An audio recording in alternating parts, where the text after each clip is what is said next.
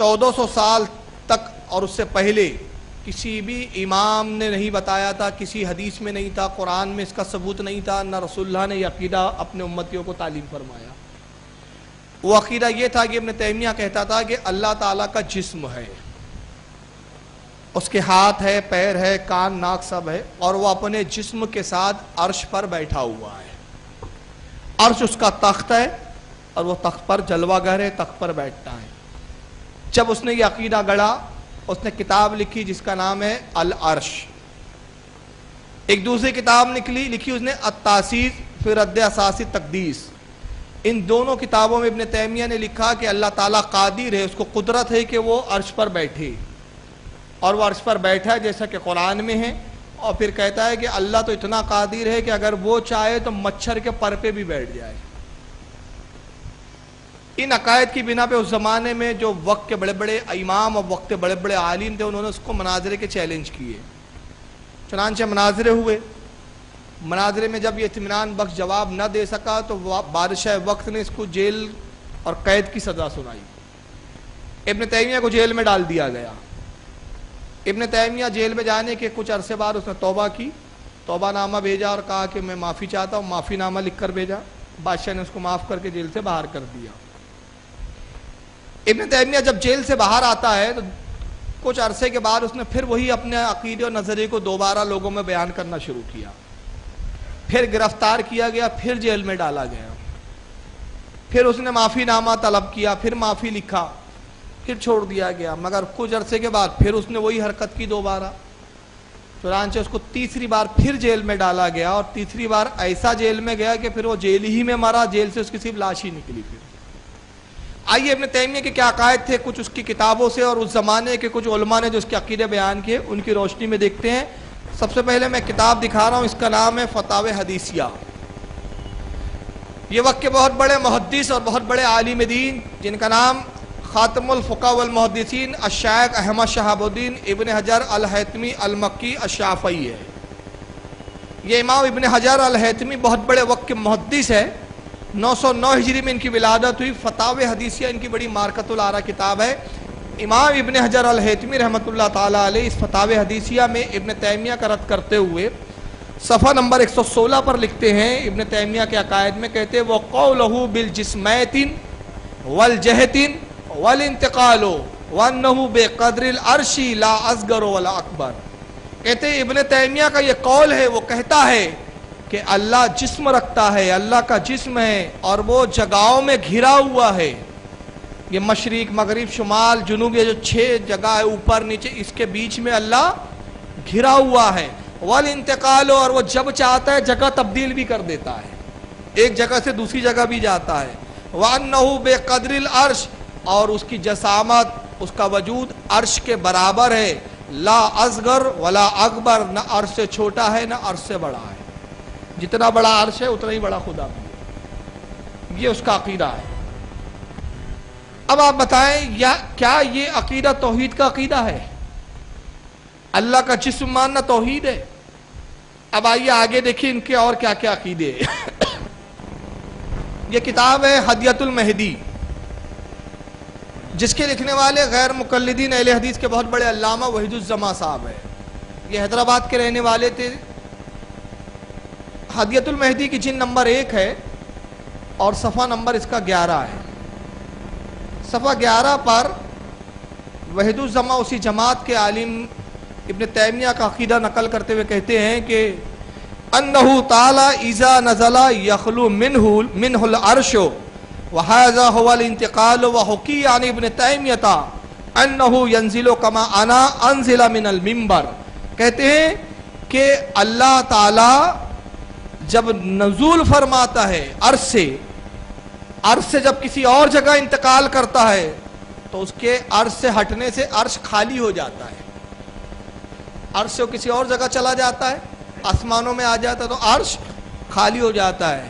وَهَذَا هُوَ الْانتِقَالُ، یہی اس کے جگہ بدلنے کا مطلب ہے۔ وَحُقِّ یعنی ابن تیمیہ، اور ابن تیمیہ نے اسی پر حکم لگایا اور یہی بیان کیا کہ انہو ینزل کما انا انزل من المنبر۔ ابن تیمیہ ممبر پہ بیٹھے ہوئے تھے، ممبر سے اتر گیا، کرسی پہ بیٹھا تھا، کرسی سے اترا, کہا اللہ اپنے تخت سے ایسے ہی اترتا ہے جیسے میں کرسی پہ بیٹھا تھا اب اتر گیا, ایسی اللہ بیٹھتا اور ایسی اتر جاتا ہے, معاذ اللہ. یعنی اللہ کے یہ جسم کے بھی قائل. اب آئیے, آپ سوچ رہے ہوں گے کہ تو پرانی کتابیں ہیں, ابن تیمیہ کی ہے, وحید الزماں صاحب کی ہے. آج کے غیر مقلدین کا یہی عقیدہ ہے اپنے والد بزرگوار ابن تیمیہ کے نظریے کے مطابق کہ اللہ کے ہاتھ پیر جسم اور وہ عرش پہ بیٹھتا ہے. آئیے اس تعلق سے میں 3 مولویوں کے آپ کو کلپیں دکھا رہا ہوں. اس طرح کی بہت ساری کلپیں, لیکن 3 کافی ہے سمجھنے کے لیے کہ آج کے اہل حدیث کا بھی عقیدہ یہی ہے کہ اللہ عرش پر بیٹھا ہوا ہے اور اس کا جسم ہے. آئیے سنیے. وقت یاد کرو جب حضرت عائشہ صدیقہ جب ان کی توبہ قبول ہوئی, حضور انہی کے گھر میں بیٹھے ہیں. اور میں یہاں ایک جملہ روک رہا ہوں بتانے کے لیے, اس کی بدبختی دیکھیے.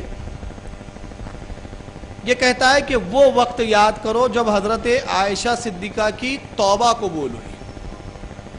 توبہ کس کی قبول ہوتی ہے؟ جس نے کوئی گناہ, حضرت عائشہ نے گناہ کیا تھا. اب اس کا پس منظر کیا ہے, وہ جو بولنا چاہ رہا ہے معاذ اللہ کتنی بڑی گستاخی کر گیا. واقعے کا پس منظر یہ ہے کہ رسول اللہ صلی اللہ تعالی وسلم ایک سفر میں ہے.